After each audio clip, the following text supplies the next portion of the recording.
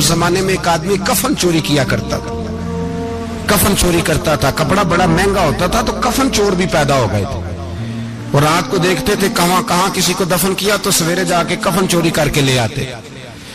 آپ کا انتقال ہوا تو ایک کفن چور آدمی وہ کہتا ہے میں جنازے میں گیا لیکن میں نے کہا یہ اللہ کے ولی ہیں، ان کی طرف مجھے نہیں دیکھنا چاہیے۔ اگلے دن میں دوبارہ گیا ایک کفن چوری کرنے تو میری ہمت نہ ہوئی، تیسرے دن پھر گیا تو ہمت نہ ہوئی، کہتے ہیں چوتھے دن ہوا تو حضرت بایزید میری خواب میں آئے، کہنے لگے چل بس کر اب نہ چوری کرنا۔ میں نے کہا حضور کیا ہوا؟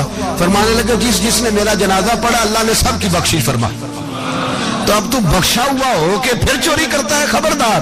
حضرت رابعہ بصریہ کا وصال ہوا، بی بی صاحبہ کا جب انتقال ہوا تو کفن چور آ گیا، تو کہتا جب میں نے قبر میں ہاتھ ڈالا نا کفن کو ایک سمجھ لے پھٹا اتار کے کفن کو ہاتھ ڈالا تو بی بی صاحبہ بول پڑی، کہنے لگی چھوڑ دے، خبردار۔ کہتا ہے میں کانپ گیا، سکتہ طاری ہو گیا، مردہ بول پڑا ہے۔ جو مردہ ہوتے ہیں انہیں ولیوں کی زندگی سمجھ میں نہیں آتی، مردہ بول پڑا تو حضرت رابعہ بصریہ فرمانے لگی چھوڑ دے، ایک بخشا ہوا ایک بخشی ہوئی کا کفن چوری کرے گا، بس کر چھوڑ دے۔ تو کہتے میں کام کے پیچھے گرا تو میں نے کہا اماں تو بخشی ہوئی ہے، تیرا تقوی پرہیزگاری خوف خدا زمانہ جانتا ہے، پر میں کیسے بخشا ہوں؟ میں تو پاپی ہوں، میں نے تو ساری زندگی گناہ کبیرہ کیا، مردوں کے کفن چوری کی، میں کیسے بخشا گیا؟ تو اماں کہنے لگی بولے کل جس نے بھی میرا جنازہ پڑھا ہے رب کریم نے سب کی بخشش فرما دی، بخشے گئے سارے جنازے میں آنے والے، اللہ اپنے بندوں کو یہ شان عطا فرماتا ہے۔ میرے حضرت قبلہ عالم دوستو، دیانتداری سے کہتا ہوں مسجد میں بیٹھا ہوں اس وقت، اگر وہ والی سیرت جو کتابوں میں ہم ولیوں کی پڑھتے ہیں وہ اگر کسی شخص میں پائی جاتی ہے تو وہ میرے شیخ میں پائی جاتی ہے، میرے حضرت میں۔ ابھی آپ جب آئے لوگ کہتے ہیں آپ کی آخری ملاقات کب ہوئی، تو میں کہتا ہوں آخری ہوئی نہیں، کبھی نہ کبھی ہوگی، یہ کیسے ہو سکتا ہے؟ مالی دا کم پانی دینا، پھل پکے ہون یا کچے، پیر مریداں دے سر تے رہندا ہے، وہ جھوٹے ہون یا سچے، ہماری تو ملاقات آخری کی، ہم تو جنت میں بھی کٹھے رہیں گے، ان کے قدموں میں رہیں گے، اور ہم اللہ سے دعا مانگتے ہیں جنت میرے کس کاری جتھے یار نظر نہ آوے، او دوزخ میں لکھ بہشتاں جتھے سونا آوے جاوے، تو وہاں بھی کٹھے ہوں گے۔ میں ابھی آخری دفعہ جب گیا تو یہ عزیزم ابرار بھی میرے ساتھ تھے، اجازت ہی 2 لوگوں کو ملی وہاں تک جانے کی، آپ کراچی تشریف فرماتے تو میرے ساتھ تھے، 2 گھنٹے ہم بیٹھے رہے، بے خبر ہو جو غلاموں سے وہ آقا کیا، 6 7 8 گھنٹے انتظار کرنا پڑا، شکن بھی نہیں آیا۔ نکاح جی کہتے ہیں اسے بٹھاؤ تو بندہ کسی جگہ کا اپنے آپ کو کتا بھی کہے تو کتے تو بیچارے ساری دیہڑی باہر بھی نوکری کر جاتے ہیں، یہ بھی نہیں کہتے میں نے اندر آنا ہے، وہ تو کبھی کہتے ہی نہیں، انہوں نے کبھی کہا ہے بندہ سگ بھی کے لائے اور پھر وہ ڈیوٹی بھی اور طرح کی کرے، نوابوں جیسی ڈیوٹی کرنا اور بات درویشی اور غلامی کی کرنا، یہ کیسے؟ 2 باتیں تو نہیں ہوتی، بات تو ایک ہوتی ہے۔ جڑیاں خسماں دی ویچن عذاب وسن بھاگ جاگ جاندے ہو نہ گولیاں نے، کئی گھنٹے انتظار کیا تو کئی لوگ آئے، حضرت کب آئیں گے؟ چلے گئے، کئی آئے تو وہاں ایک مولانا بوڑھے بیٹھے تھے، مولانا اسرائیل ان کا نام تھا، تو مجھے کہنے لگے مولانا آپ نے نہیں جانا؟ میں نے کہا جی ہم نے کہاں جانا ہے، ہم تو یہاں رہنے کے لیے آئے ہیں۔ جب ان کی 1-2 شخص نے تھوڑی سی میرے اوپر تنقید کی نظر بھی ڈالی کہ یہ کب سے آیا ہے، تو کچھ ہوتا تو ملاقات نہ ہوتی، اور ہم ہیں بھی نہیں، ہم کچھ بھی نہیں، ہمارا تو 4تھے درجے کے نوکروں میں نام آ جائے تو بڑی بات ہے۔ 4تھے درجے کے نوکروں کو بھی کس میں ہوتی ہے نا، ایک سیکٹری ہوتا ہے، ایک چوکیدار ہوتا ہے، ان کے پاس بھی چابیاں وابیاں ہوتی ہیں، ایک بار والا ہوتا ہے، ایک 4تھے 5ویں درجے کا نوکر ہوتا ہے جس کو کبھی کبھی بتایا جاتا ہے چل گاڑی دھو دے، چل تو آ جا۔ ہم تو 4تھے درجے کے نوکر بننے کو بھی بھائی بڑے تیار ہیں اور ایمانداری سے تیار ہیں، وہ رکھ لے بس مہربانی۔ تو حضرت بیٹھے رہے، دیر ہو گئی، تھک جاتا ہوں، تھک گیا، بات آگے نکل گئی۔ اب बैठे थे तो तन्हाई थी, मजमा हुआ ना जब, मजमा पार महफिल पे हजरत हमें नहीं मिले, बाहर सीधे मजलिस पे कई सालों के बाद मुलाकात हुई। चिर होया मैनू तरले लेंदे कदी मोड़ मेरे वल वागा, ख्वाब मेरी एक बार जे आवे मैं सारी उम्र ना जागा। देर हो गई, मैं बड़ा तरसा हुआ बैठा था, कई घंटे बीत गए, बैठे रहे। मर्जी है ना जी, यही रस बोले तो ओदी मेहरबानी। तो देर के बाद जब वहां पहुंचे ना स्टेज पे सामने हजरत के पास, हजरत स्टेज पे आ गए तो मेरी तबीयत है कि मैं जब अपने शेख के पास बैठता था तो सबसे पीछे बैठने की कोशिश करता था, इसलिए कि बढ़ बढ़ के आगे होना कमाल नहीं, को पकड़ के आगे करे तो फिर भी थोड़ी सी नौकरी कबूल होने की बात समझो। पीछे बैठ गए हम लोग, मैं भी और अबरार भी, हम पीछे बैठ गए।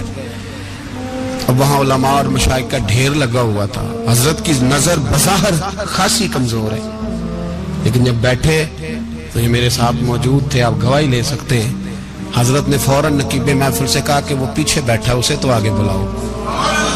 तो मैं जब उठा ना तो आप यकीन करें मेरा दिल करता था फाड़ डालूं कपड़े और मैं यहाँ लोगों को बताऊं कि बेखबर हो जो गुलामों से वो आका क्या है। हम लोग आगे गए और जब मैं स्टेज पे उनके कदमों में बैठा तो मुझे कहने लगे बच्चे को भी बुलाओ जिसको साथ लाए हो। और जब मैं बैठा तो ईमानदारी की बात मैंने सलाम ली कान में, मैंने कहा हुजूर तबीयत कैसी है? फरमाने लगे तू जब से आया है मुझे तब से पता है तू बैठा है, तू जब से आया है मुझे तब से पता है, अब कल वापस चले जाना और जाके वहां दीन की नौकरी करना, तू जब से आया है मुझे तब से। मुझे फरमाने लगे कि तू जब से आया है ना मुझे तब से पता है, जाओ नौकरी करो। और एक जुमला कभी नहीं भूलता, फरमाने लगे मैं तो तुम्हारे साथ ही होता हूँ। बस बात खत्म हो गई, मामलात हल हो गए। बातें बड़ी हैं, जो करूं तो क्या करूं, कहो तो राज़े हयात कह दूं, हकीकत कायनात कह दूं, वो बात कह दूं जो पत्थरों के दिलों को भी पाश पाश कर दे। मुझे एक शख्स कहने लगा हर स्टेज पे छाए हुए नजर आते हो। मैंने कहा क्या करूं, सबसे पीछे बैठा होता हूं, सबसे पीछे, लेकिन वक़्त का गौस उठा के जिसको स्टेज पे बिठाए उसे पीछे कौन बिठा सकता है। हम वो गिड़ियां गुड्डियां अब तो ही उड्डियां। हमने उनकी जिंदगी में रानाई देखी है, गरीब परवरी देखी है। मैं इतना बड़ा नजराना नहीं कभी उनको दे सका। मैं किसान का बेटा हूँ, मैं तो अभी 9th क्लास में था, मेरे अब्बा जी पर्दा कर गए थे। मैंने बड़ी गुर्बत में वक्त गुजारा है, लेकिन मुझे उनके अरब और खरब पति मुरीद है। खरब वहाँ लोग करोड़ों रुपया लेके लाइनों में खड़े होते हैं। मैं गरीब बाप का बेटा और मुस्तार जिंदगी, लेकिन मैंने उन्हें इज्जत देते देखा है। मैंने देखा है वो करीब बुलाने वाले, वो प्यार करने वाले। मैंने उनकी गरीब, लोग कहते हैं मेरा पीर गरीब नवाज है, और कसम अल्लाह की मेरा पीर गरीब नवाज है। मैंने गरीब नवाजी देखी है, मैंने वो रंग देखा है, मैंने वो जलवा देखा है। उनके नरगसी होंठ जब कभी कभी मेरे पेशानी का बोसा लेते तो मुझे यूं लगता कि अल्लाह ने जितनी खुशबू दुनिया में रखी थी मेरे शेख ने सारी मेरे वजूद के अंदर उड़ेल दी। बरेली से जब मेरी वापसी थी और मैं पलट रहा था तो मैं मुलाकात करने गया। मेरी तबीयत में ये रानाई थी कि खुदा खैर करे, मैं पलट रहा हूँ। मैं मुलाकात करके जब वापस बाहर आ गया, मेरे साथ एक शख्स था, तो मुझे फिर बुलाया। और जब मैं दोबारा अंदर गया तो मुझे अपनी जेब से कुछ रुपए निकाल के दिए। फरमाने लगे ये खर्च है आने जाने का, और कभी महसूस न करना। मुझे वो सब लोगों के बीच में देते तो मेरे लिए एजाज था, लेकिन मेरे जैसे गरीब को नवाजना भी और उसकी इज्जत का भी ख्याल करना, ये मकाम, ये रंग, मेरे पास करोड़ों बातें हैं, बल्कि मैं साफ कहूंगा कि उन्हीं की महफिल सवारता हूं। चिराग मेरा है रात उनकी, मैं उन्हीं के मतलब की कह रहा हूं। जुबान मेरी है बात उनकी। लोग अपने अब्बे की गद्दी पे बैठ के बड़े लोग होते हैं, लेकिन मैंने बताया कि मेरे अब्बा जी किसान थे, किसी बड़ी गद्दी से ताल्लुक नहीं, मैं किसी जमात में कभी नहीं गया, कोई सहारा नहीं लिया। मस्जिद भी वो है जहां जब मैं आया था तो 3 लोग नमाज के लिए होते थे, तो कभी तीसरा ढूंढना पड़ता था। जितने जलवे, जितनी रानाइयां, जितना हुस्न, जितनी ताजगियां, और मेरे अजीजों के चेहरों पर ये जो नूरानियत का हुस्न आपको नजर आता है ना, ये मेरे हजरत की होंठ से निकली हुई सिर्फ एक दुआ का सदका है, सिर्फ एक दुआ का सदका है, सिर्फ एक दुआ का सदका। तो भाई वो कभी कभी ये शेर पढ़ते हैं ना मेरे अजीज, तो वो मेरे लिए पढ़ते हैं, मेरे लिए शेर पढ़ते हैं कि जेकर साईं वसाउन कुछ अजियां नू फिर केड़ा माई दा लाल उजाड़ सकदा है। जेकर साईं वसाउन कुछ अजियां फिर केड़ा माई दा लाल। ताकत है किसी की, हमारे सामने भी कोई खड़ा हो सकता है, कोई बातल कोई हमारे सामने भी खड़ा हो सकता है। आप यकीन करें जितना दम खम अल्लाह ने मेरे शैख की वजह से हमारे सीने में रखा है, जहाँ हम होते हैं वहाँ हम ही होते हैं। मैंने कोई सहारा नहीं लिया जिंदगी में, किसी का नाम लेके अपने आप को ऊंचा नहीं किया। बस ये तेरी नजर का कमाल है और मेरी जिंदगी का सवाल है। और उस नजर पे मैंने कहा मरेंगे तो कफन पे भी नाम लिखाएंगे, और मरेंगे तो कब्र पे कतबा भी तेरे नाम का लिखाएंगे, और यही जलवे लेकर के इंशाल्लाह जाएंगे, इसी नाम से पहचाने जाएंगे, और इंशाल्लाह वहां भी गुलामों का रंग निराला ही होगा। बातें हो ही नहीं सकी, भी तो एक पहलू खुला है, अभी तो दफ्तर पीछे पड़े। इंशाल्लाह फिर एक नशिस्त रखूंगा, उनकी बातें फिर छीनूंगा, और ये बातें होती रहेंगी इंशाल्लाह ताला। मुझे लोग पूछते हैं हर तकरीर में कहते हो मेरे हजरत फरमाते हैं, तो मैंने कहा क्या करूं, मैं तो फरमाता ही नहीं। आप यकीन करें तैयारी कोई करता हूं, जुमे में तकरीर कोई और हो जाती है, वहां कुछ और, किताबें कुछ और देख के आता हूँ, यहाँ कुछ और हो जाती है। फिर समझ आती है कि तू बोलने वाला है ही नहीं, कोई और है जो तुझे सबक पढ़ाता है, जो तुझे कहता है इस तरह करके बात कर, इस तरह करके। एक शख्स मुझे नार्वे से रात फोन कर रहा था, कहने लगा हजरत साहब आपकी बातें मेरे सीधे दिल में लगती हैं, और यहाँ बैठ के सही हो गया हूँ, फेसबुक पे सुन के वजह क्या है। मैं कहता मैंने भी नहीं ना पता, मुझे पता हो तो मैं बता ना दूं, ये मुझे नहीं पता भाई, मुझे क्या खबर कहाँ ये मस्जिद जो कहाँ दुनिया से भी दूर है, और कहाँ नॉर्वे, और कहाँ लंदन, और कहाँ सारा जमाना, और कहाँ ये दुनिया, हमें नहीं पता। बस इतनी बात है कि माली दा कम पानी देना, फल कच्चे होन या पक्के, तो पीर मुरीदां दे सिर ते ही रहिंदा है, झूठे होन या सच्चे, ये पक्की बात है, ये कन्फर्म बात है। और मुझे तो कभी कभी लगता है वो सिर्फ मेरा ही ख्याल नहीं रखते, जो मुझ फकीर से जो वाबस्ता है उनका भी बड़ा ख्याल रखते हैं। कई दफा मुझे अपने कई अकीदतमंद और मुरीदों के पीछे उनके जलवे नजर आते हैं, मुझे ऐसे लगता है जैसे छा गई है इन पर मेरे हजरत की नूरानियत, मुझे रंग नजर आता है अपने दरवेशों में उनके हुस्न का। बस दुआ करे ता अबद आस्ताना है यार रहे, वो आसरा है गरीबों का।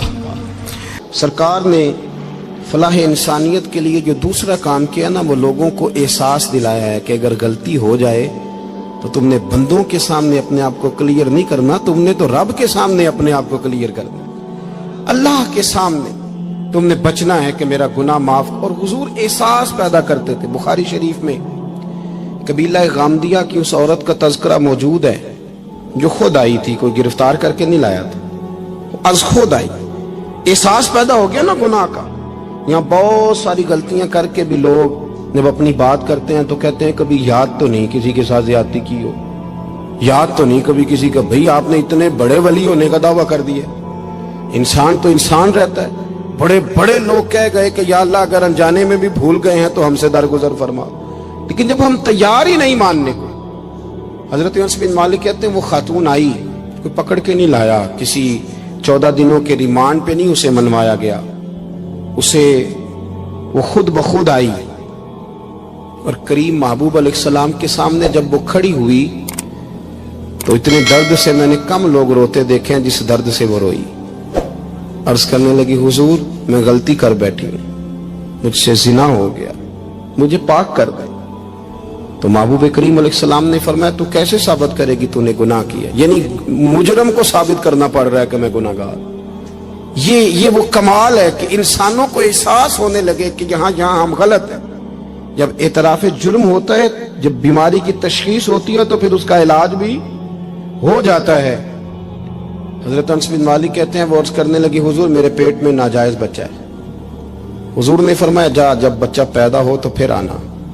وہ 8 ماہ کے بعد آئی تو اس کی گود میں پھول سا بچہ تھا۔ حضور نے فرمایا واپس جا، جب روٹی کھانے لگ جائے تو پھر آنا۔ وہ 2 سال 2.25 سال دودھ پلاتی رہی، پھر جب آئی تو بچے کے ہاتھ میں روٹی کا ٹکڑا تھا۔ کریم محبوب صلی اللہ تعالی علیہ وسلم سے آ کے جب اس نے بات کی تو وہ درد سے روئی، کہنے لگی یا رسول اللہ 3 سال ہونے کو ہیں، میں نے گناہ کیا ہے، میں ساری رات سو نہیں پاتی۔ حضور تڑپتی، اگر اس حال میں مر گئی تو اپنے رب کو کیا منہ دکھاؤں، مجھے پاک کر دے، میرے حال پہ رحم فرمائے۔ محبوب کریم صلی اللہ علیہ وسلم نے بچہ ایک صحابی کو دیا، فرمایا بچوں کی طرح پالنا، اور کہا اسے لے جاؤ، پتھر مار مار کے اسے سنسار کر دو۔ صحابہ کہتے ہیں اسے پتھر لگ رہے تھے اور حضور بے چینی کے ساتھ ٹہل رہے تھے۔ آ کے خبر دی حضور وہ تو وصال کر گئی، انتقال ہو گیا۔ فرمایا یہاں تک تو بات اس کی تھی۔ حضرت انس بن مالک کہتے اب محبوب کریم نے صحابیات سے فرمایا اسے غسل دو، کفن پہناؤ، جنازہ تیار ہو جائے تو مجھے خبر کرنا۔ حضرت انس بن مالک کہتے ہیں غسل ہوا، کفن ہوا، جنازہ تیار ہوا تو حیران ہم تب ہوئے جب میرے محبوب نے فرمایا صفیں بناؤ، میں خود جنازہ پڑھاؤں گا، میں خود جنازہ پڑھاؤں گا۔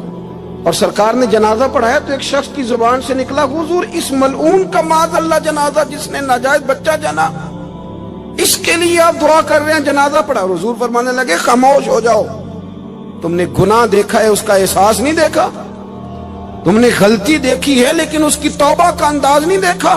اور صاحب کنز العمال نے یہ لفظ نقل کیے ہیں کہ کریم محبوب فرمانے لگے اس نے تو ایسی شاندار توبہ کی ہے کہ اگر میں اپنی ساری امت میں بانٹ دوں تو اللہ سب کی مغفرت فرما دے گا۔ احساس جب پیدا ہو جاتا ہے نا اپنے دل کے اندر کہ یہاں میں غلط ہوں، ان العبد اذا اعترف ثم تاب تاب اللہ علیہ، او کما قال نبی صلی اللہ علیہ وسلم، رواہ مشکات۔ حضور نے فرمایا جب کوئی بندہ کہتا ہے نا اللہ میں بھول گیا تھا، اور پھر وہ توبہ کرتا ہے تو رب اس کی توبہ کو فوراً ہی قبول فرما لیتا ہے۔ پہلی بات یہ کہ عقائد کو مضبوط رکھیں، مضبوط عقائد۔ اور یہ جو آج کل ایک اور ماحول چل رہا ہے کہ تھوڑا ادھر کو تھوڑا ادھر، عقائد وہی درست ہیں جن کی تشریح شیخ عبدالحق محدث دہلوی نے فرمائی، عقائد وہی درست ہیں جن کی بابت حضرت مجدد الفسانی لکھ گئے، اور ان سب کو اگر کھلا کر کے بیان کیا تو امام احمد رضا فاضل بریلوی نے بیان کیا۔ انہی بزرگوں کی باتوں کو کھول کر ہمارے سامنے رکھا۔ مضبوط عقائد کی زندگی گزاریں۔ اور دوسری بات اگر کبھی کوئی غلطی ہو جائے پھر اس کا احساس پیدا کریں، پھر اس سے توبہ کریں۔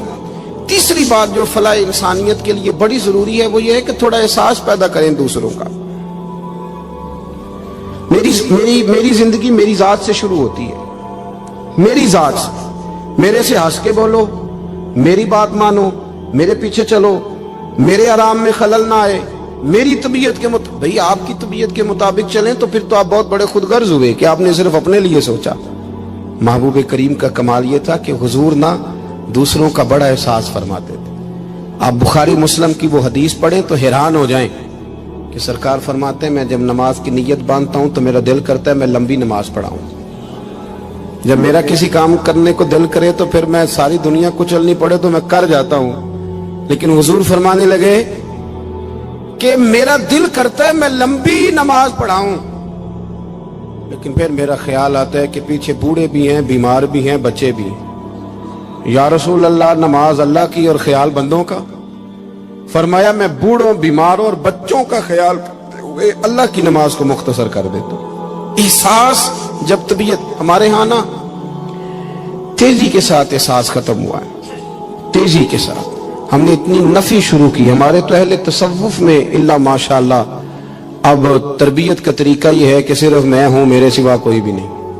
صحابہ کرام علیہم رضوان کی عادت تھی کہ جب کسی سے ملاقات کرتے تو السلام علیکم کے بعد سورہ عصر کی تلاوت کیا کرتے تھے۔ اس کا مقصد ایک دوسرے کو سبق یاد کرانا ہوتا تھا، نئے سرے سے عزم نو کرنا ہوتا تھا۔ اس صورت کے مضامین ایک دوسرے کو یاد کرانا مقصد تھا۔ سورہ بڑی معروف ہے اور قرآن مجید کی جو الفاظ کے لحاظ سے مختصر صورتیں ہیں ان میں سے ایک ہے۔ اللہ تبارک و تعالی نے قسم اٹھا کے کہا والعصر، محبوب مجھے تیرے پاکیزہ زمانے کی قسم ہو، محبوب تیرے خوبصورت وقار والے، خلوص والے، پاکیزہ بھائی چارے والے تیرے زمانے کی مجھے قسم ہو، ان الانسان لفی خسر، بے شک انسان نقصان میں ہے۔ مطلق فرما دی، تاکید لگا کے، ان الانسان لفی خسر، بے شک انسان نقصان میں ہے۔ یا اللہ سارے، فرمایا الا الذین، سوائے ان لوگوں کے، کون؟ جن میں 4 خوبیاں پائی جائیں۔ الا الذین آمنوا، ایک تو وہ ایمان لائیں، وعملوا الصالحات، اور پھر نیک اعمال کریں۔ ایمان لائیں، نیک اعمال کریں، اور پھر چپ نہ کر جائیں، وتواصوا بالحق، پھر حق بات کا اعلان کریں۔ ایمان لائیں، عمل صالح کریں، تیسرا کام کیا کرنا ہے؟ چلیں سارے بولیں گے تو اعلان بھی ہوگا نا، ایسے تھوڑی ہوگا کہ 1-2 آدمی اعلان کرے تو دنیا جاگ جائے۔ حق بات کا اعلان کرنا ہے۔ ایمان لانے کے بعد، عمل صالح کرنے کے بعد تیسرا حکم کیا ہے؟ آپس میں حق بات کی تلقین کرو، اور حق بات کی تم تلقین کرو اور پھر تمہیں کوئی کہے کچھ نہ، پھر تم پہ ظلم نہ ہو، پھر تمہیں ستایا نہ جائے، یہ کیسے ہو سکتا ہے؟ پھر تم بڑے پاک صاحبزادے، پیرزادے، علامہ صاحب، سیاستدان، بیوروکریٹ بن کے بڑی ایک طرف ہو کے آرام سے زندگی گزارو سارے، تم یہ کیسے ہو سکتا ہے؟ وتواصوا بالحق، جب تم حق بات کی نصیحت کرو گے پھر تکلیف آئے گی، پھر کیا کرنا ہے؟ وتواصوا بالصبر، پھر ایک دوسرے کو صبر کی نصیحت بھی کرنی ہے۔ وتواصوا بالحق، ایمان لانے کے بعد، عمل صالح کرنے کے بعد تیسرا کام کیا کرنا ہے؟ ایک دوسرے کو حق بات کی نصیحت کریں، اور پھر رستے میں تکلیف آئے گی، آزمائش آئے گی، پھر کیا کریں؟ وتواصوا بالصبر، پھر صبر کی تلقین بھی کریں۔ یہ قرآن مجید نے 4 شرطیں لگائیں، فرمایا جس بندے میں یہ 4 خوبیاں پائی جائیں گی اسے اللہ کامیابی عطا فرمائے گا۔ مسلمان کی سوچ کے خلاف ہے یہ بات، یہ قرآن کی فکر کے خلاف ہے کہ اپنی فکر کرو، برما کے لیے، کشمیر کے لیے، فلسطین کے لیے بات نہ کرو، اپنی فکر کرو۔ یہ قرآن کی سوچ کے خلاف ہے، یہ قرآن کے پیغام کے خلاف ہے۔ اس لیے کہ اگر صرف اپنی بات ہوتی تو آمنو اور عاملوا الصالحات پہ بات ختم ہو گئی ہوتی، پھر بات آگے نہ چلتی۔ جب کہا گیا وتواصوا بالحق، حق بات کی تلقین کرنی ہے۔ اگر بات صرف اپنی ذات کی ہوتی تو ٹھیک ہو گیا تھا، نماز پڑھی، روزہ رکھا، حج کیا، ختم ہو گئی۔ لیکن میرے نبی پاک صلی اللہ تعالی علیہ وسلم نے ارشاد فرمایا، ایک بستی میں 2 3 4 نیک لوگ رہتے تھے۔ میرے پیارے کریم رسول فرماتے ہیں 3 4 بڑے پرہیزگار، متقی، صاف ستھرے صوفی صاحب، درویش صاحب، علامہ صاحب، بڑے جو کہتے تھے بالکل جی میں کوئی بات نہیں کرتا، کسی بادشاہ کو نہیں چھیڑتا، میں تو بس لوگوں کو اللہ اللہ بتاتا ہوں، میرا کوئی تعلق نہیں، کوئی مرے کوئی جیے، بڑے نیک، صاف ستھرے، پرہیزگار۔ باقی ساری بستی گناہ کرتی تھی۔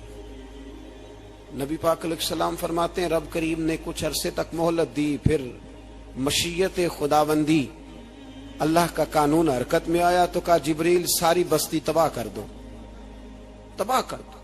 اللہ مہلت دیتا ہے، مہلت دیتا ہے۔ ہم لوگ سمجھتے ہیں نہیں ہماری سیاسی چالیں صحیح چل رہی ہیں، اللہ مہلت دیتا ہے۔ رب کریم نے فرمایا جبریل انہیں تباہ کر دو، تو حضرت جبریل امین علیہ السلام نے عرض کی مولا وہاں تو تیرے 3 4 بڑے نیک بندے بھی رہتے ہیں، بڑے پرہیزگار، سچ بولنے والے، دیانتداری والے، حاجی صاحب، نمازی صاحب، صوفی صاحب، پیر صاحب، بڑے خوبصورت، ان کا کیا کریں؟ تو میرے محبوب پاک علیہ السلام فرماتے ہیں رب کریم نے فرمایا سب سے پہلے انہیں تباہ کرنا۔ سب سے پہلے انہیں سب سے پہلے، اور الٹ دو بستی، پہلے ان کا نمبر لگاؤ۔ یا اللہ ان کی کیا غلطی ہے؟ تو غلطی سن لیں، غلطی یہ ہے کہ انہوں نے 2 صفتیں پیدا کی ہیں، اگلی 2 پیدا کیوں نہیں کی؟ الا الذین آمنوا وعملوا الصالحات پہ روک کیوں گئے؟ آگے کیوں نہیں بڑھے؟ اللہ کریم نے فرمایا جبریل دیکھو نا، میری نافرمانی ہوتی رہی اور ان کے چہرے پر کبھی شکن تک نہیں آیا، لوگ میرا قانون توڑتے رہے، انہیں کبھی برا ہی نہیں لگا، گناہ دیکھ کر کبھی خیال ہی نہیں آیا بدلنے کا۔ میرے بھائی امت مسلمہ اپنے لیے تو آئی نہیں دنیا میں، نبی پاک کی اس لیے تھوڑے آئے تھے کہ پیسے کمائیں، دنیا داری کریں، جھوٹ سچ ماریں اور رخصت ہو جائیں، بچے پیدا کریں۔ یہ کام تو ہندو سکھ بدھ مت سارے کر رہے ہیں، تو فقط اس کام کے لیے تھوڑی آیا ہے۔ کنتم خیر امت اخرجت للناس، اللہ فرماتے ہیں میرے محبوب کے غلاموں تم بہترین امت ہو، میں نے تمہیں امتوں کے بھلے کے لیے پیدا فرمایا ہے، تمہیں لوگوں کی امامت کے لیے دنیا میں بھیجا ہے۔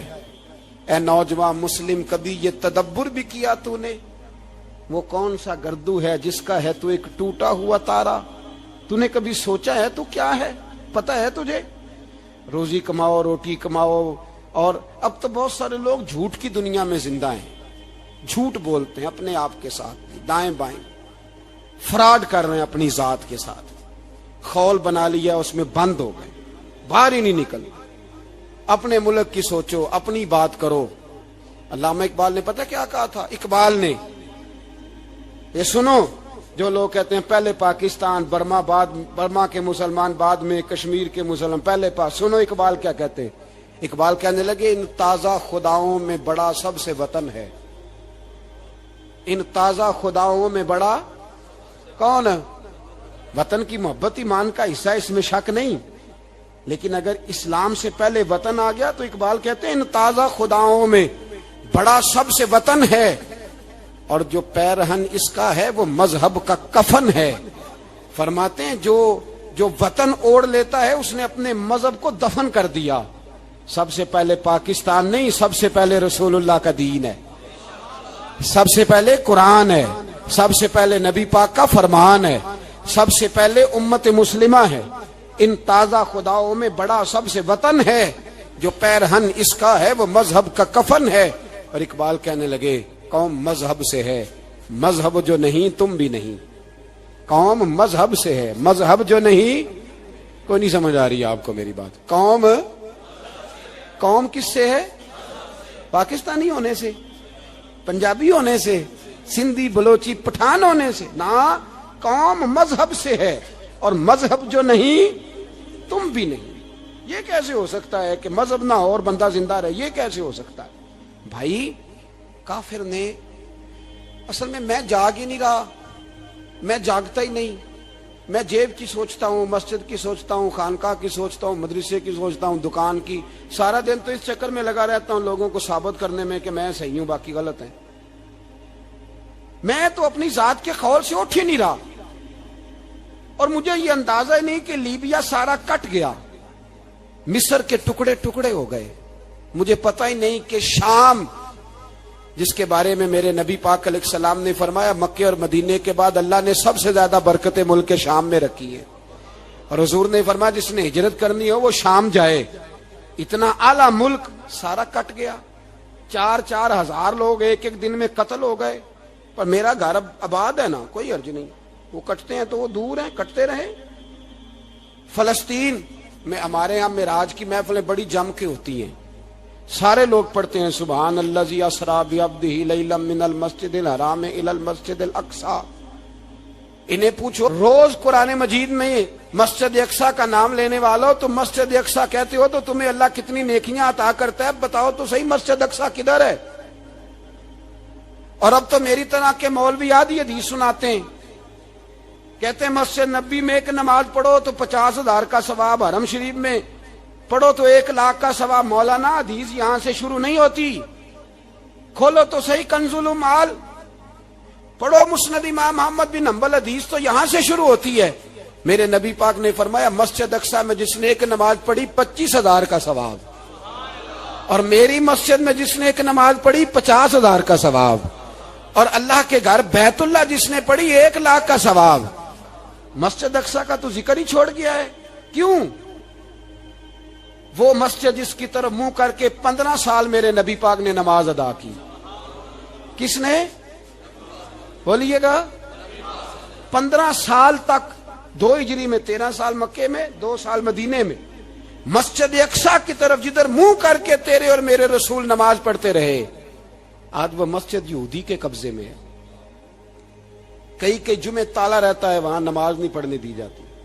مجھے کیا لگے اس بات سے، میری مسجد میں تھوڑی لگا ہوا ہے۔ ایسی ہوا چلی ہے کہ ہر شخص سوچتا ہے تمام شہر جلے بس ایک میرا گھر نہ جلے۔ بھائی یہ وہ دور ہے جس دور میں ذرا سی بھی کسی شخص کو تکلیف ہوتی ہے تو عالمی میڈیا پہ بات جاتی ہے، موبائل جیبوں میں فوراً تصویریں کیش ہوتی ہیں۔ میں اور آپ، ہمارا اس قوم سے تعلق ہے جس قوم کے بچے کٹ گئے، ذبح ہو گئے، عورتوں کے پستان کاٹ کے برما کے بدھوں نے ان کے کباب بنا کے کھا لیے، چھوٹے چھوٹے بچوں کی لاشیں انہوں نے لٹکا ڈالی۔ اور یہاں میں حکومت کی کیا بات کروں، یہاں کسی سیاستدان کو مکھی کاٹ جائے تو ہمارے پھٹے آباد ہو جاتے ہیں بحث کرنے کے لیے۔ ہمارے اپنے لوگ، عام آدمی نہیں بات کرتا، عام آدمی نہیں نکلتا، عام شخص کو فکر ختم ہو گئی۔ وہاں میری بھائی سب سے بڑھ کر بہترین مسجد کے خطیب امام حسین تھے۔ مسجد نبی سے بڑی بھی کوئی مسجد ہوگی جس ممبر پر رسول پاک بیٹھ کے خطبہ دیا کرتے تھے، اور میرے مصطفیٰ کے آستانے سے بڑا بھی کوئی آستانہ ہوگا جس کی سجادگی امام حسین کے پاس تھی۔ کہتے ہیں ہمارا کیا تعلق، ہمیں کیا لگے، جو مرضی ہوتا پھرے۔ امام علی مقام آرام سے مسجد نبی میں بیٹھے تھے، زمانہ پوری دنیا سے جاتا تھا، ہاتھ چومتا تھا، قدموں میں بیٹھتا تھا۔ اتنے بڑی عظمت والی بھی کوئی شخصیت ہوگی جس کے رگوں میں رسول اللہ کا خون دوڑتا ہے، جسے حضور اپنی زبان مبارک اس طرح وہ چوسا کرتے تھے جیسے عرب کے لوگ پیاس کے عالم میں کھجور چوسا کرتے تھے۔ اتنا بڑا بھی کچھ شخص تھا، لیکن جب دین پہ کڑا وقت آیا تو حسین نے مسجد کی خطابت نہیں بچائی، آستانہ نہیں بچایا۔ امام علی مقام نے کہا کوفہ لٹتا ہے تو لٹتا رہے، دمشق میں فساد ہوتا ہے تو ہوتا رہے، وہ ملک شام کی بچیاں رو رہی ہیں تو روتی رہیں کہ ہم پہ یزید قابض ہو گیا، میری مسجد آباد ہے، کافی ہے نا۔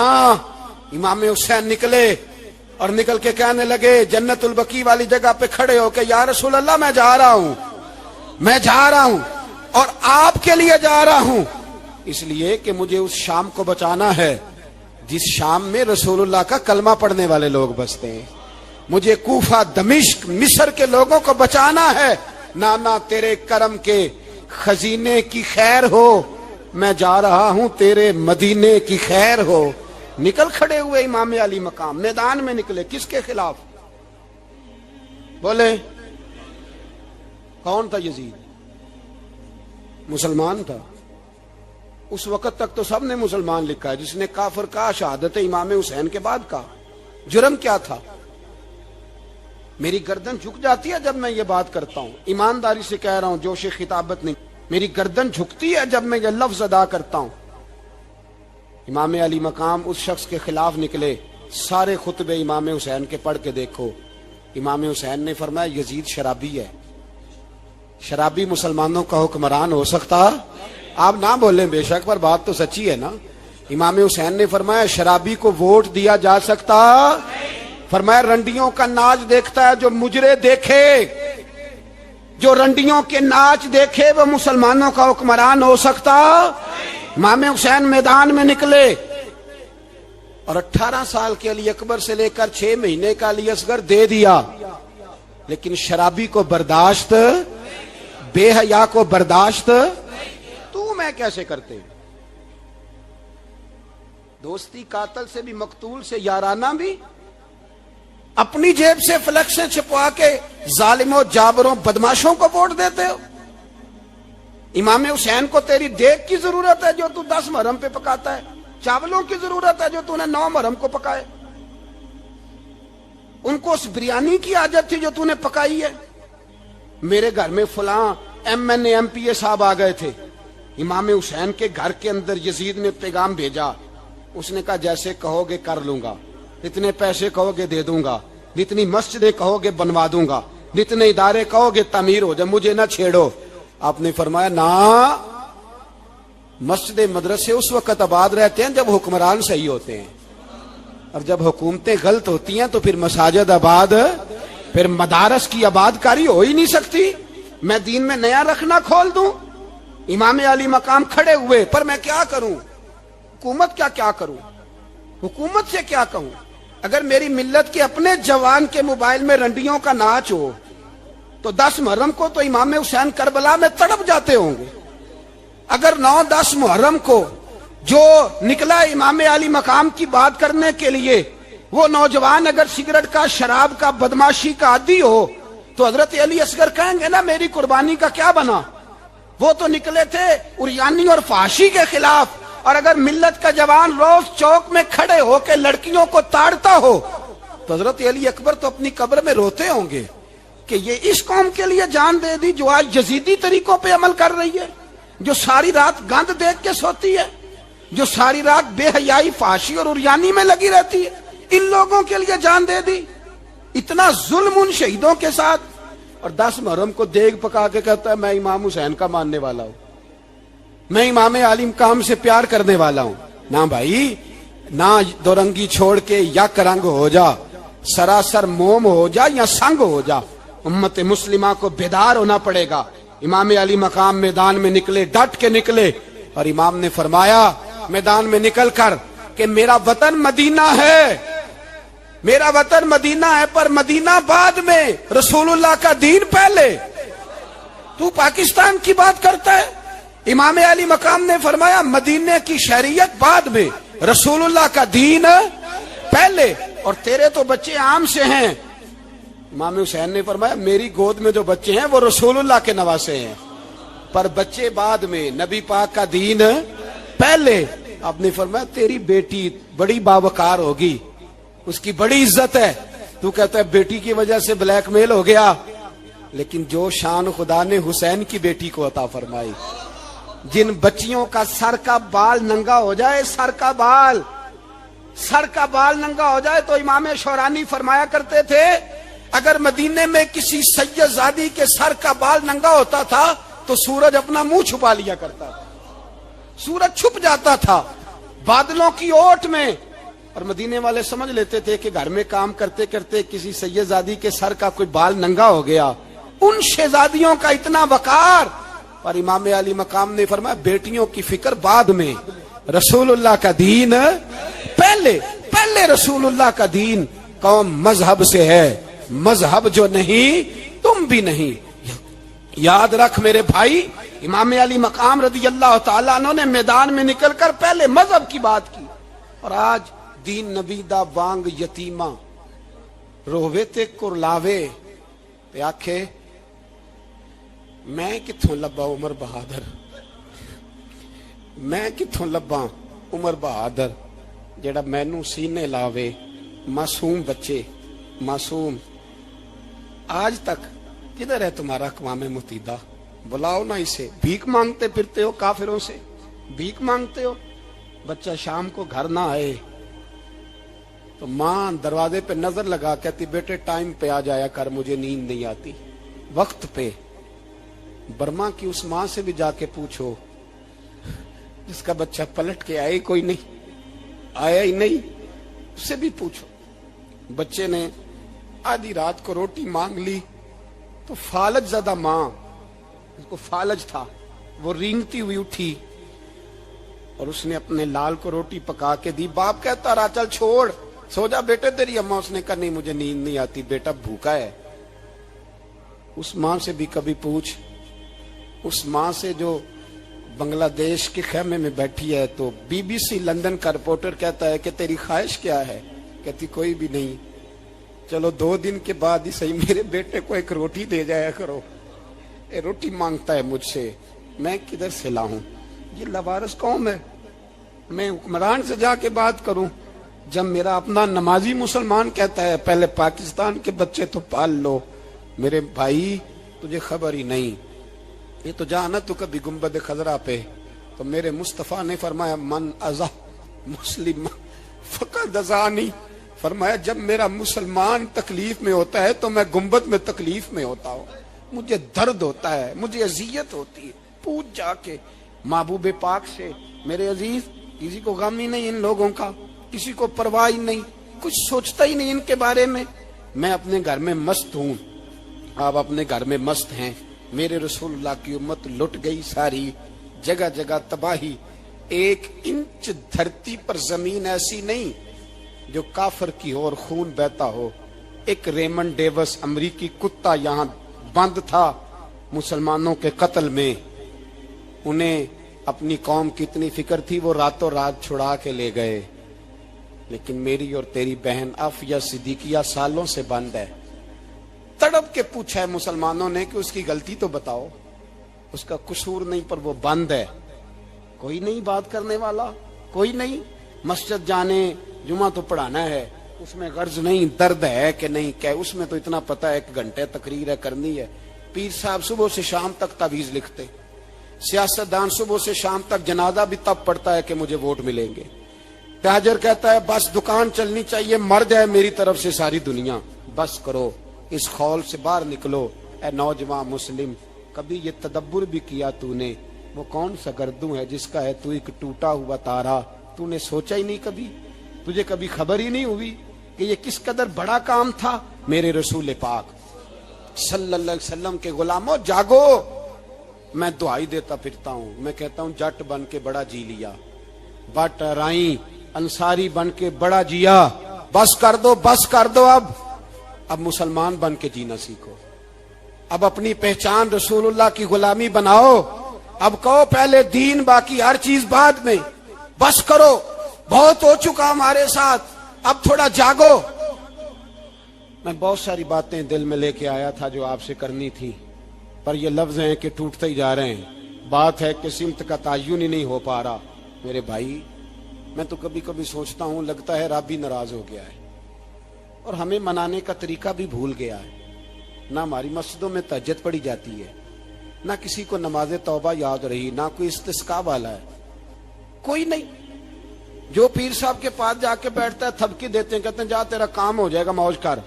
کبھی نہیں کو کہتا توبہ بھی کر، استغفار بھی پڑھ، یہ داڑھی پوری کر، دین رسول اللہ کا اس کی طرف تو توجہ کر۔ کوئی تبلیغ ہی نہیں کرتا، سارے پھوکا پھاکی پہ لگ گئے ہیں۔ کوئی خیال ہی نہیں آ رہا کسی شخص کو کہ ہماری تباہیوں کا سبب کیا ہے۔ علاقہ تک قبرص فتح ہوا، تمام لوگ نعرے لگا رہے ہیں، حضرت ابو ذر غفاری کونے میں بیٹھ کے رونے لگ گئے۔ مسلمانوں کو فتح ملی، سب لوگ نعرے لگا رہے ہیں، خوشی ہو رہی ہے کہ علاقہ فتح ہو گیا۔ حضرت ابو ذر غفاری رونے لگے اور تڑپ کے روئے۔ لوگوں نے کہا ابو ذر کیوں روتے ہو؟ آپ فرمانے لگے یہ لوگ برسوں سے قابض تھے اس شہر پر، یہ جن لوگوں سے آج ہم نے لیا ہے یہ برسوں سے، دل کے کانوں سے کھل سننے والی بات ہے۔ فرمانے لگے یہ برسوں سے قابض تھے، انہوں نے اللہ کی نافرمانی کی ہے تو آج علاقہ ان کے ہاتھوں سے نکل گیا ہے۔ میں رو اس لیے رہا ہوں کہ خدایا کہیں ہم سے بھی نافرمانی نہ ہو اور یہ ہمارے ہاتھوں سے بھی نہ نکل جائے۔ شام نکل نہیں گیا ہمارے ہاتھوں سے، لیبیا نکل گیا، مصر نکل گیا، عراق نکل گیا، افغانستان نکل گیا، اور اگر دیکھو تو بلا واسطہ ہر جگہ کافر کا ڈیرا۔ وہ رو رہے ہیں، کہتے ہیں جب قوم اللہ کی نافرمانی کرتی ہے تو علاقے نکل جاتے، تڑپ رہے ہیں۔ مجھے کوئی فکر نہیں، کوئی نہیں رویا مصر کے جانے پر، کوئی نہیں رویا لیبیا کی تباہی پر، شام کے بچوں پہ کوئی نہیں رویا۔ ہم لوگ یہاں عید مناتے رہے، عید پر لوگ نئے کپڑے لیتے رہے اور برما کے مسلمانوں کو کفن تک نصیب نہ ہوا۔ کوئی نہیں تڑپا ان لوگوں پر، کسی کو خیال نہیں آیا۔ صاحب امام علی مقام کی فکر کو سمجھو، اس پر غور کرو، بس کر دو، نیند بڑی لمبی ہو گئی، اب اٹھو اس بیداری سے، اٹھو۔ جب قومیں نافرمانی کرتی ہیں تو ملک چھن جاتے ہیں اور کافر باری باری کر کے باریاں لگا رہا ہے، باری باری تمہیں کئی دفعہ دھمکیاں دے چکا ہے، وہ تمہارا نمبر کئی دفعہ لگا چکا ہے۔ اب خواب غفلت سے اٹھ جاؤ، آگ پیروں تک آ گئی ہے، ایسا نہ ہو جلا ڈالے سارا کچھ۔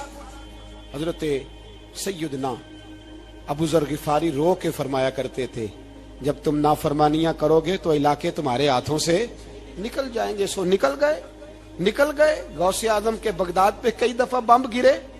مولا علی شیر خدا کا شہر نجف کئی دفعہ بم کی نظر ہوا. امام علی مقام کے کربلا میں اب تک کئی دفعہ جنگیں ہو چکی, اس لیے کہ ہم نافرمانی کرتے ہیں, علاقے چھن جاتے ہیں. دوسری بات یہ کہ پھر ہمیں وہ طریقہ بھی نہیں آتا جس سے رب کو منایا جاتا ہے. آپ یقین کریں, مسلمان پہ ایک 5 وقت کی نماز ہے, وہ بھی بوجھ ہے. 2.5 گھنٹے کی تقریر اور 5 منٹ کی جماعت میں لوگ بھاگتے پھرتے ہیں, بڑا مشکل ہے. آج تک مسلمان ایک 5 وقتہ نماز پڑھنے کے لیے بہانے ڈھونڈ رہا ہے ابھی تک. تو وہ مسلمان کہاں سے آئیں گے جو رات کو رویا کرتے تھے, راتوں کو اٹھ کے روتے تھے تو سویرے اللہ کافر کے مقابلے میں اتنی مدد کرتا تھا کہ 10 مسلمان لاکھوں کو بھگا دیا کرتے تھے. اس لیے کہ مدد کس کی شامل ہوتی تھی؟ بول کے بتائیے, کون مدد کرتا تھا؟ کیونکہ دیکھیں نا, یہ ہمیں طریقہ بتایا نبی پاک نے. اللہ حضور سے راضی تھا کہ نہیں؟ یار اس پہ جلدی جلدی بولو. اللہ راضی تھا نا؟ تو بدر کی رات حضور کیا کرتے رہے ساری رات؟ جی ساتھ نہیں تھا اللہ؟ وہ تو وہاں سے فرما رہا ہے غار ثور سے, ان اللہ معنا. محبوب کہہ دے کہ اللہ تیرے ساتھ ہے. وہاں تھے محبوب کہہ رہے ہیں اللہ ہمارے ساتھ ہے. وہاں سے اللہ ساتھ تھا, پر ساری رات بدر کی ساری رات. اور دعا کا رنگ کیا تھا؟ حضرت ابوبکر صدیق فرماتے ہیں حضور نے ہاتھ اٹھائے, اللہ یہ میرے 313 ہیں, میں کل کمائی لے کے آ گیا. اے اللہ میری کل کمائی ہے, اگر یہ ہلاک ہو گئے تو قیامت تک کون تیری عبادت کرے گا؟ اے اللہ مدد فرما. اور حضور مناتے ہیں رب کو, کہتے ہیں یا اللہ تو نے وعدہ نہیں کیا تھا تو مدد کرے گا, یا اللہ تیرا وعدہ نہیں تھا تو کامیابی دے گا, یا اللہ تو نے ساری رات مناتے گزر گئی, ساری رات. صبح کا اجالا چمکا تو حضرت ابوبکر فرماتے اتنا لمبا سجدہ کیا, حضور سجدے میں تھے, میں دیکھتے دیکھتے تھک گیا. میں سجدے کی حالت میں ہی حضور پر لیٹ گیا, لپٹ گیا. میں نے کہا محبوبہ سر اٹھائیں, وہ دیکھیں اللہ نے مدد نازل فرما بھی دی ہے. اٹھائیے سر. حضور نے اللہ کو منایا, نبی پاک منایا کرتے تھے. ہم اب سجدوں میں بھی نہیں جاتے. اتنی سو گئی امت, سجدوں تقریروں سے انقلاب لانا چاہتے ہیں. ہم خالی نعروں سے انقلاب برپا کرنا چاہتے ہیں. لوگ جب روتے تھے, بوڑھے لوگ سجدوں میں, اور عالم فاضل صوفی کی تو کیا بات ہے نا, وہ تو اللہ کے نمائندے ہیں کہ جس کے صرف سفید بال ہو جائیں. میرے نبی پاک علیہ السلام نے فرمایا رب تو ان کی بڑی عزت کرتا ہے, ان کی بڑی. اور میرے نبی پاک نے فرمایا گناہگار مومن بھی جب دعا کے لیے ہاتھ اٹھاتا ہے تو اللہ فرماتا ہے فرشتوں اسے خالی نہ لوٹانا, مجھے شرم آتی ہے سے خالی. پر تو اٹھاتا ہی نہیں, تو اسے مناتا ہی نہیں, تو کبھی لپٹا ہی نہیں, تو نے کبھی کہا ہی نہیں کہ یا اللہ آ میں تجھے لے جاؤں. حضرت سعد بن ابی وقاص کے پاس قادسیہ کی جنگ ہو رہی تھی, کافر بلا رہا تھا آؤ اگر کوئی ہے تو آؤ مقابلے میں. حضرت سعد بن ابی وقاص نے گھوڑے دوڑا دیے. دشت تو دشت ہیں, صحرا بھی نہ چھوڑے ہم نے, بحر ظلمات میں دوڑا دیے گھوڑے ہم نے. حضرت سعد بن ابی وقاص نے گھوڑے دوڑائے, آگے دریا آ گیا, کوئی پل نہیں, کوئی شے نہیں. اسلام کی عزت کا سوال ہے. حضرت سعد بن ابی وقاص نے ہاتھ اٹھائے اور کہا اے اللہ اگر تو موسیٰ کی نافرمان قوم کو رستہ دے سکتا ہے تو تو ہمارے دلوں کو جانتا ہے, ہم تو اپنے رسول کے فرما بردار غلام ہیں. آنا مہربانی کر کی اگر تو نے دل مسلم کی دل جوئی نہیں تو ہمیں تانا دیں گے بت کے مسلم کا خدا کوئی نہیں. کہا اے اللہ مہربانی فرما, اگر تو حضرت وَإِذْ فَرَقْنَا بِكُمُ الْبَحْرَ فَأَنْجَيْنَاكُمْ وَأَغْرَقْنَا آلَ فِرْعَوْنَ, اگر تو حضرت موسیٰ کی قوم کے لیے دریا پھاڑ سکتا ہے تو ہم تو نبی پاک کے غلام ہیں. صحابہ کہتے ہیں جناب سعد نے دعا مانگی تو دریا نے رستہ عطا فرما دیا. یار تو دعا بھی نہیں مانگتا. حضور نے فرمایا دعا صلاح المومن, دعا مومن کا ہتھیار ہے, تو نے یہ بھی چھوڑ دیا ہے. اب تو باتیں کر کے, تبصرے کر کے, ٹی وی دیکھ کے, اپنی رائے قائم کر کے, کمنٹس کر کے سو جاتا ہے, یہ بھی سوتا خشک ہو گیا. تو دعا تک نہیں مانگتا. فرماتے ہیں دعا مانگی تو دریا نے رستہ دیا. اور جب اس کنارے نکلے تو حضرت سعد کہنے لگے کسی کی کوئی شے تو نہیں رہ گئی دریا میں, کوئی چیز تو نہیں رہ گئی. ایک صحابی کہنے لگے پیالہ رہ گیا ہے. تو حضرت سعد فرمانے لگے او دریا ہمارا پیالہ واپس نہیں کر دیتا. تو کہتے ہیں کہ لہر آئی تو پیالہ بھی باہر پھینک گئی. او بھائی ہم اسی رسول کا کلمہ پڑھتے ہیں جن کا حضرت سعد بن ابی وقاص نے کلمہ پڑھا تھا. اور کسی جگہ میرے نبی پاک نے نہیں فرمایا اللہ صحابی کی سنے گا بعد میں آنے والوں کی نہیں سنے گا, کسی جگہ نہیں کہا. پر تو کشکولے دعا بھی نہیں اٹھاتا, مصیبت میں بھی اب یاد خدا ہم کو نہیں آتی, دعا منہ سے نہ نکلی جیبوں سے عرضیاں نکلی, تو یہ کام بھی نہیں کرتا. میرا دل کرتا تھا چلو اور کچھ نہ ہو مسجدوں میں اجتماعی دعا ہی ہو جائے, پر اس طرف بھی توجہ نہیں. وہاں بھی کہتے ہیں مولوی صاحب جلدی کرو گھر جانا ہے, اتنی لمبی دعا, اور کمنٹس کر رہے ہیں لوگ کہتے ہیں آپ اپنے گھر کی سوچیں. میرے بھائی دعا, صلاح الدین ایوبی فلسطین کی جنگ لڑ رہے تھے, خبر آئی کہ عیسائیوں کا ایک بحری بیڑا بحری جہاز اسلحہ لے کے آ رہا ہے, نیزے ہیں تلواریں ہیں تیر ہیں. صلاح الدین ایک بزرگ تھے ان سے ملے تو کہنے لگے بابا جی آپ بھی دعا کرو. میں بھی دعا کرتا ہوں, مسلمانوں کے پاس پہلے اسلحہ نہیں, عیسائیوں نے اور منگا لیا ہے, کہیں ایسا نہ ہو مسلمانوں کے خلاف اتنا اسلحہ استعمال ہو. یہ بات کہی, بابا جی کو دعا کا کہا, خود مسجد اقصی میں ساری رات روتے رہے. صلاح الدین ساری رات, ہمارا حکمران جسے ربنا آتنا فی الدنیا پوری نہیں پڑھنی آتی, اور اب تو ایسے پیر آ گئے ہیں میدان میں جو سورہ فاتحہ سیدھی نہیں سنا سکتے الا ماشاءاللہ. ساری رات صلاح الدین ایوبی روتے رہے. وہ بزرگ کہتے ہیں میں بھی کونے میں تھا, پر جس درد سے اس نے دعا مانگی میں نہیں مانگ سکا. سویرے خبر آئی کہ دشمن کا وہ بحری بیڑا جو اسلحہ لے کے آ رہا تھا دریا میں غرق ہو گیا ہے. صبح خبر آئی تو وہ شخص ایک آگے بابا جی سے کہنے لگا بابا جی وہ بحری بیڑا دریا میں غرق ہو گیا. تو بابا جی رو پڑے, کہنے لگے دریا میں غرق نہیں ہوا, صلاح الدین ایوبی کی آنسوؤں میں غرق ہو گیا ہے. اس کے آنسوؤں میں غرق ہو گیا ہے, اس نے رب سے دعا ہی ایسی مانگی اس کے آنسوؤں میں. تو دعا بھی نہیں مانگتا میرے بھائی مسلمانوں کے لیے, تو دعا بھی نہیں مانگتا. امام حسین میدان کربلا میں تھے, ایک راوی کہتا ہے 3 دن پانی بند رہا ہے, روٹی بند رہی ہے, پر قرآن پاک کی تلاوت 1 منٹ کے لیے بھی بند نہیں ہوئی, دعا اور التجا 1 منٹ کے لیے بھی بند. حسین کے خیمے سے یہ آواز بار بار آتی رہی, یا اللہ استقامت بھی دے اور صبر بھی عطا فرما. دعا کا رستہ بند, تلاوت بند نہیں ہوئی, اللہ کی بارگاہ میں سجدے بند نہیں ہوئے, تو چھوڑ گیا ہے. تو دعا تک نہیں مانگتا. دعا تو انقلاب برپا کر دیتی ہے, دعا تو حالات بدل دیتی ہے, دعا تو تبدیلی لے آتی ہے. کوئی بیٹھا ہوا مجھے دور دعا دیتا ہے, بس دعا دیتا, فقط دعا دیتا ہے. کوئی بیٹھا ہوا مجھے دور دعا دیتا ہے, میں ڈوبتا ہوں پر سمندر اچھال دیتا ہے. وہ بھائی تو دعا بھی چھوڑ گیا. پہلی بات آپ کی خدمت میں یہ ہے کہ جاگیں, مسلمان بنے. دوسرا کچھ نہیں کر سکتے تو دعا تو کر سکتے ہیں نا, دعا کا رستہ اپنائیں. اور پھر میرے نبی پاک علیہ السلام نے 2 باتیں فرمائی, کان کھول کے سن لینا. 2 باتیں حضور نے فرمایا ایک وقت آئے گا کہ میری امت کے خلاف کافر ایک دوسرے کو آوازیں دیں گے آؤ مسلمانوں کو ماریں, آؤ مسلمانوں. تو صحابہ نے کہا یا رسول اللہ کیوں, ہم تھوڑے ہو جائیں گے؟ فرمایا نہیں تم بہت زیادہ ہوں گے. 56 اسلامی ملک ہیں دنیا میں, کتنے بول کے بتانا ہے. اتنا سا برما ہے, کسی غیر مسلم کا کتا مر جائے تو یہ چیخ پڑتے ہیں, اور یہاں کہتی ہے اقوام متحدہ کہ جی وہ ہمیں داخل نہیں ہونے دے رہے. تو بند کرو پھر سلامتی کونسل, تحلیل کر دو, اقوام متحدہ ختم کرو. اگر تمہاری کو سنتا نہیں تو بنائی کیا ہے, صرف مسلمانوں کو پریشرائز کرنے کے لیے. اور ہمارے مسلمان بھیک مانگتے پھرتے ہیں, کہتا ہے کہا ہے ہم نے اقوام متحدہ سے.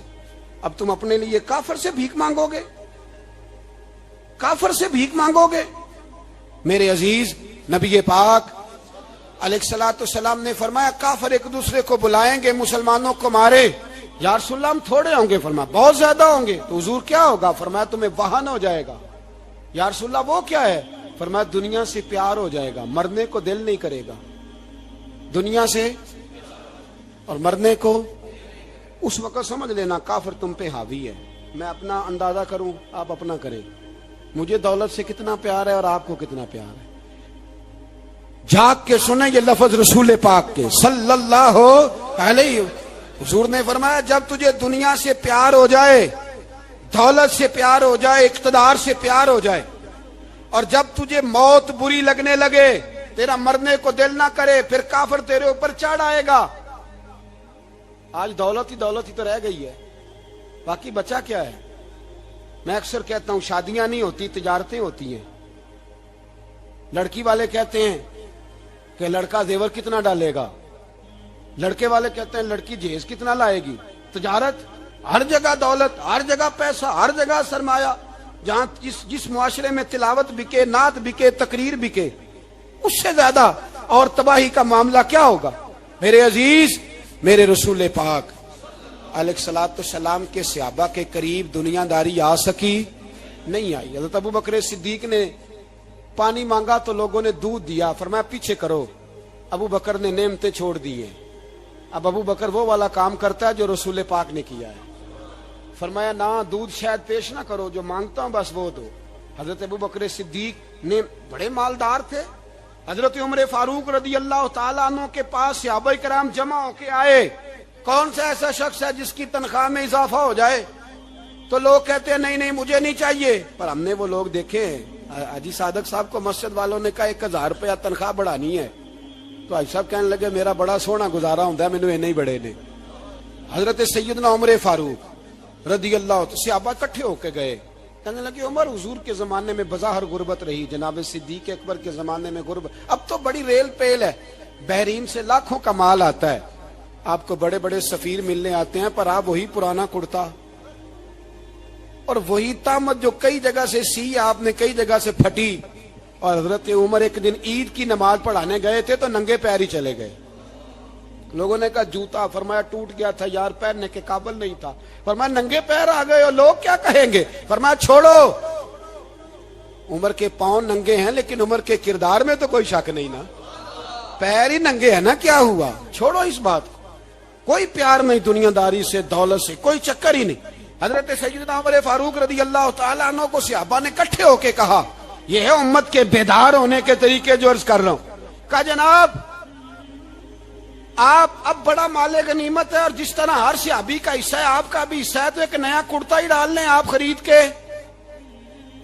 अब जब मशवरा हो गया सहाबा में तो कहने लगे उमर से बात कौन करेगा, नया कुर्ता पहनने की उमर से बात किसको बुरा लगता है जी, नया कुर्ता कौन बात करेगा। हजरत सैयदना अली मुर्तजा का इंतखाब हुआ। कहने लगे मौला अली की बड़ी इज्जत करते हैं, उनसे बड़ा प्यार करते हैं, उनसे बात करते हैं। तो हजरत अली को बुलाया गया, अर्ज की हुजूर मेहरबानी फरमाएं। हजरत उमर से कहे नए कुर्ते के लिए, आप फरमाने लगे उमर मेरी बड़ी कदर करता है, बड़ी बात सुनता है, पर ये वाला काम नहीं मैं उमर से कह सकता, ये किसी और से कहो।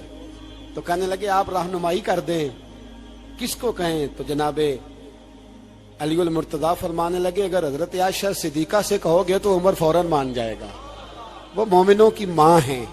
सहाबा हजरत आयशा के पास, अम्मा जी उमर को बुलाएं, उनको कहें बड़े बड़े सफीर आए होते हैं, वही पुराने कपड़े पहन के बैठ जाते हैं। अल्लाह अकबर। हजरत आयशा ने पैगाम भेजा, फरमाया उमर को बुलाओ। उमर फारूक दौड़े हुए आए, पर्दे के पीछे हजरत आयशा के पास घुटनों के बल, अम्मा जी देर तो नहीं कर आया मैं आने में, हुक्म हो, हुजूर के घर से पैगाम आया, बड़े बड़े सफीरों को छोड़ के भागे। हजरत आयशा सिद्दीका कहने लगी उमर देखो जायज पैसे हो तो इस्लाम अच्छे लिबास से मना नहीं करता, अब बड़ा बड़ा माल आया है, अब तेरा भी हिस्सा है, तो सहाबा किराम की ख्वाहिश है कि नया कुर्ता पहन लो, बड़े बड़े सफीर आते हैं, हर्ज भी कोई नहीं, जायज भी है, को मना नहीं। हजरत उमर ने गर्दन झुका, जी अम्मा जी, जी अम्मा जी, जी अम्मा जी। हजरत आयशा कहती हैं बात खत्म हुई, उमर ने गर्दन उठाई तो उमर की दाढ़ी आंसुओं से भरी हुई। कहती है मुझे कहने लगे अम्मा जी मैं तो सिर्फ मस्जिद में देखा करता था, आप तो मुस्तफा को दिन रात देखती थी, जिस तरह के कुर्ते आमना के लाल ने पहने हैं मुझे भी पहना दो, मैं तैयार हूं, मैं पहन लूंगा। میں تیار ہوں پر جس طرح کے میرے نبی نے پہنے. حضرت عائشہ کہتی ہے میں پھوٹ کے روئی, میرا پلو آنسوؤں سے بھر گیا. فرماتی ہیں میں عمر کی بات سنتی گئی تو میرا پلو آنسوؤں سے. میں نے کہا عمر تو جا, تو ٹھیک ہے. فرماتی ہے عمر فاروق سلام کر کے اٹھے, امیر المومنین چلے گئے. اس کونے میں صحابہ چھپے ہوئے تھے, وہ آئے. کہا اماں جی کیا بات ہوئی؟ تو میں پھر رو پڑی. میں نے کہا کیا بتاؤں, تمہیں پرانے کرتے نظر آتے ہیں, اسے محمد عربی کے جلوے نظر آتے ہیں, اسے رسول اللہ کا رنگ نظر آتا ہے, اسے وہ غلامی نظر آتی ہے. عمر کو دنیا سے پیار, اور دنیا سے پیار نہیں تھا, دعا پتہ کیا تھی؟ یوں جھولی اٹھا کے اللہ مرزقنا شہادتن فی سبیلک وجعل موت فی بلد حبیبک. اللہ عمر کو بسترے والی موت نہ دینا, موت شہادت کی دینا.